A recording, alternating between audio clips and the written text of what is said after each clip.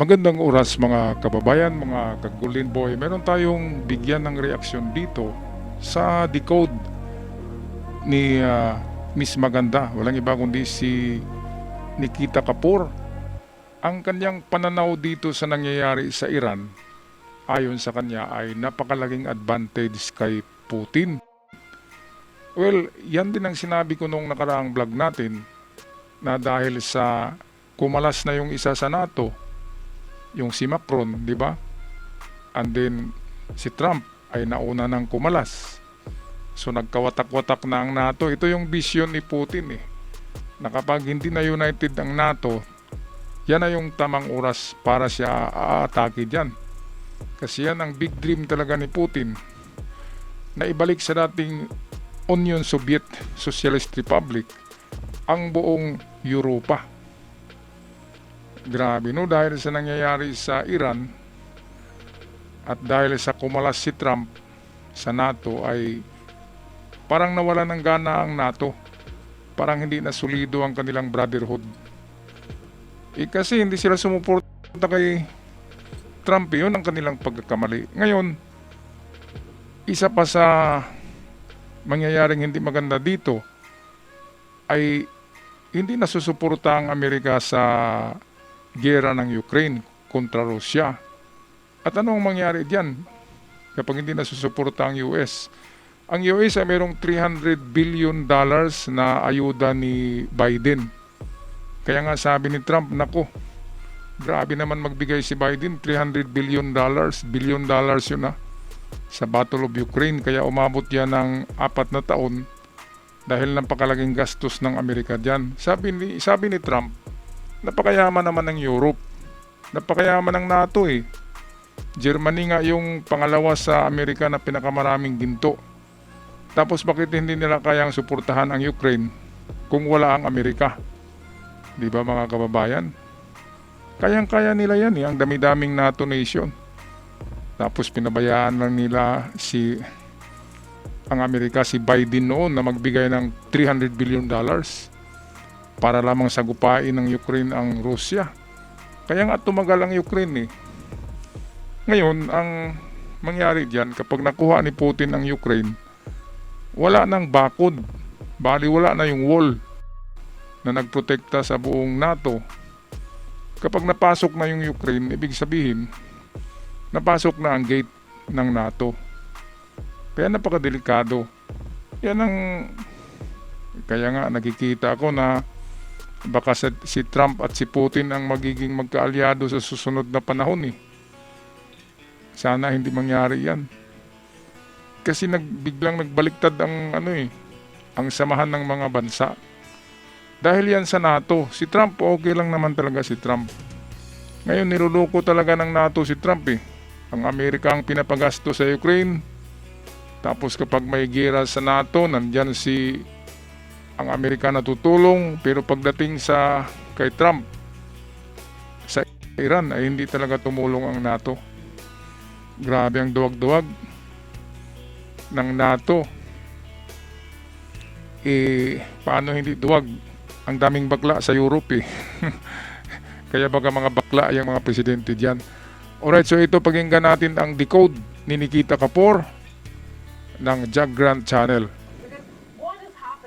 Because what is happening right now, maybe doing everything Vladimir Putin wanted for 4 years Ayan, in so Ukraine 4 years war. nga Iran ay walang nangyari sa giyera ni Putin sa Ukraine, di ba? Dito dahil sa kilos ni Trump dito sa Iran ay hindi aabot ng 4 years, magiging dream come true ang dream ni Putin na i-unite muli ang Union Soviet Socialist Republic na nagkawatak-watak na yan ngayon, yung mga bansang NATO. Yan ay dating membro ng Union Soviet Socialist Republic.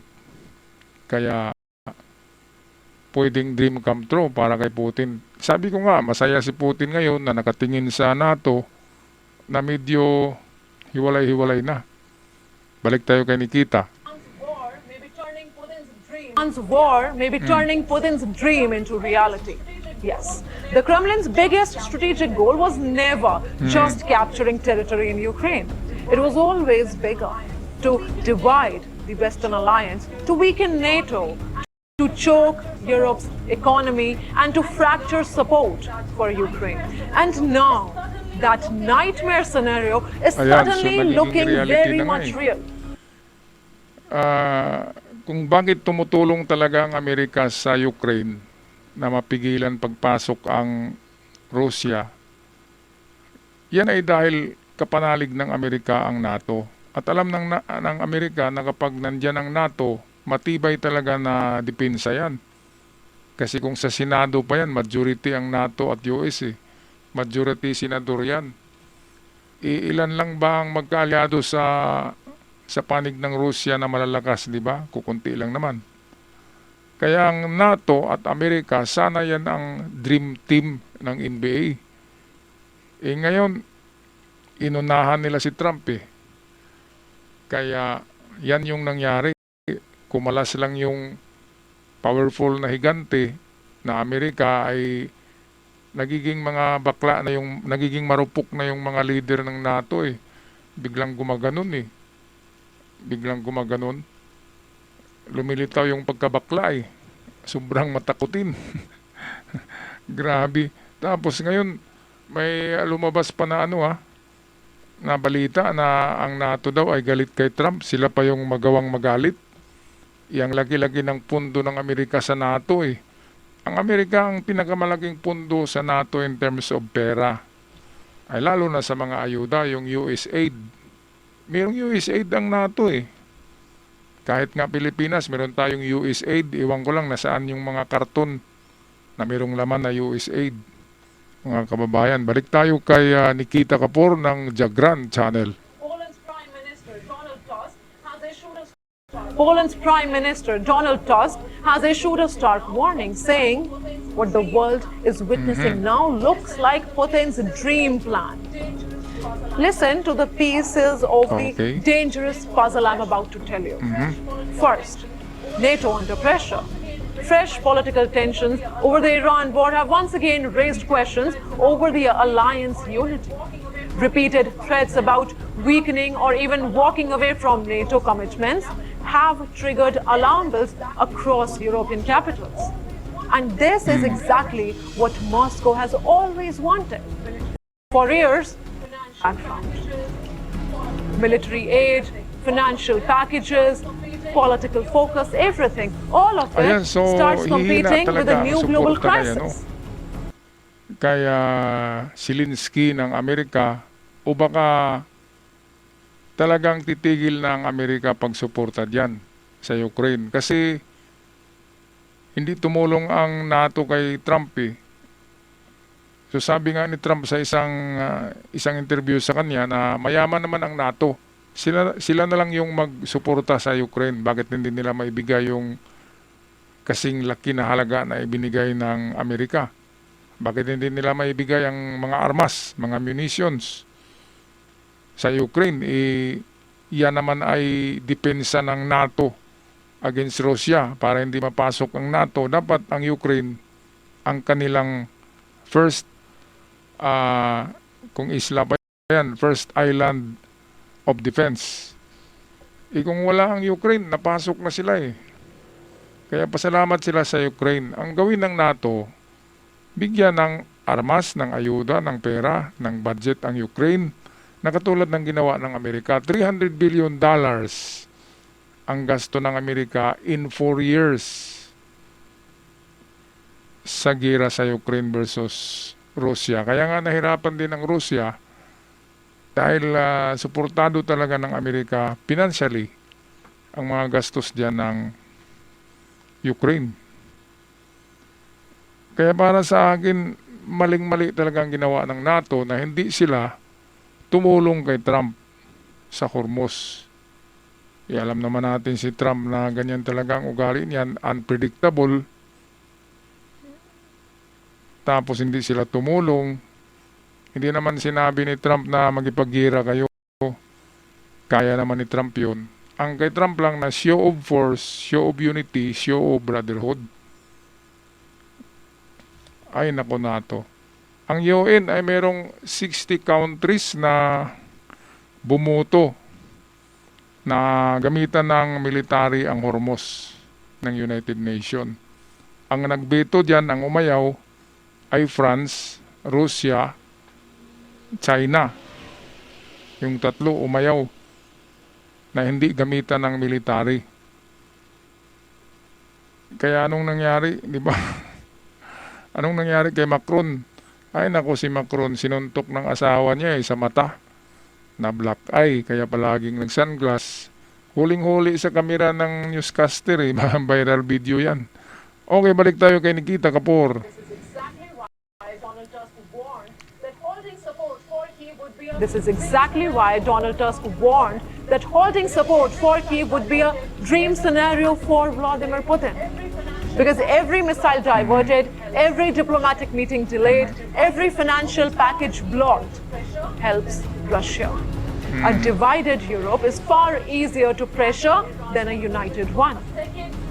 So the big question is, has the Iran Okay, war so pwede opened rin na a second front in Putin's malaki ang naitulong geopolitical ng Iran playbook? kay Putin dyan.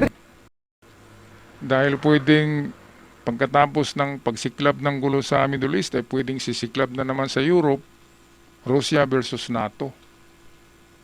Iyan talaga, bakbakan talaga yan kasi wala ang Amerika eh. Ibig sabihin parang patas ang labanan dyan. Russia versus NATO. Wala si ano eh. Ang problema, wala ang France. Ang France ay mayroong nuclear weapon eh. Tapos kung magkagera ang France ay papanig na sa Russia, paano na ang NATO niyan? 'Di ba? Ang Germany, iwan ko lang kung mayroong nuclear ano yan, capabilities. Germany ang pinakamatibay diyan eh. At UK. At sana France, wala na ang France, bakla na eh. Nagiging bading si Macron. Kaya ang gulo talaga ng ano no. Dahil lang sa Iran, nagkagulo pati NATO, Amerika, nagkawatak-watak eh. Okay, tapusin na natin ang bidyong ito, courtesy ni Nikita Kapoor. While the world's eyes are on Tehran and the Middle East, Moscow may be quietly. While the world's eyes are on Tehran and the Middle East, Moscow may be Tama. quietly watching Europe drift toward exactly the kind of instability it always wanted. A distracted West, a divided NATO, an energy-shocked Europe, and weakening support for Ukraine.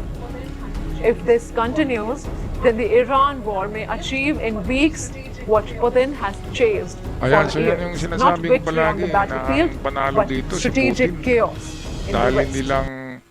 hindi lang panalo si Putin sa kanyang panaginip, sa kanyang dreams, kundi panalo siya sa negosyo ng kanyang langis.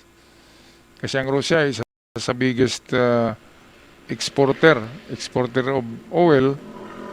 Ngayon, karamihan ng mga bansa ay sa Russia na bumibili.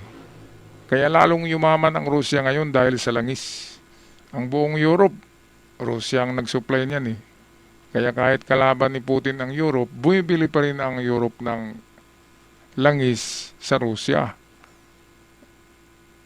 Yan ang leverage ni Putin, yan ang kanyang advantage na merong depositong napakaraming langis ang Russia. Kaya titikluhon palagi ang sa kanya, ang Europe. Ngayon, palagay ko dito ay baka history will be repeated na babalik muli ang Union Soviet Socialist Republic. Nung elementary ako, nakikita ko pa yan sa mapa na Union Soviet Socialist Republic. 1986 yata yun ang magkawatak-watak. Nagkaroon ng revolusyon ang Union Soviet at naghiwalay-hiwalay ng mga bansa. At yan na yung Europe ngayon, yung NATO, galing yan sa Union Soviet Socialist Republic. Mga komunista yan lahat noon, mga kababayan. Kaya nga, Socialist Republic eh. Kaya dream come true para kay Putin at napakalaki ng ngisi ni Putin ngayon. Maligaya talaga si Putin. Sabi ni Putin, maraming salamat Donald Trump. Doon sa Iran din, maraming salamat sa IRGC. Yan ang sabi ni Putin eh. Kaya, ay nako, talagang total change ang biglang nagbago ang takbo ng geopolitical geopolitics, yung talagang global politics biglang nagbago mga kababayan. Anong masasabi niyo dito sa sinasabing Putin's dream come true? Pagkatotoo kaya ito, pag-comment sa ating comment section mga ka-Golden Boy, mga kababayan. At sa mga bago pa lamang sa channel, huwag kalimutan mag-subscribe. Maraming salamat. It's love and peace, not war. Hanggang sa muli.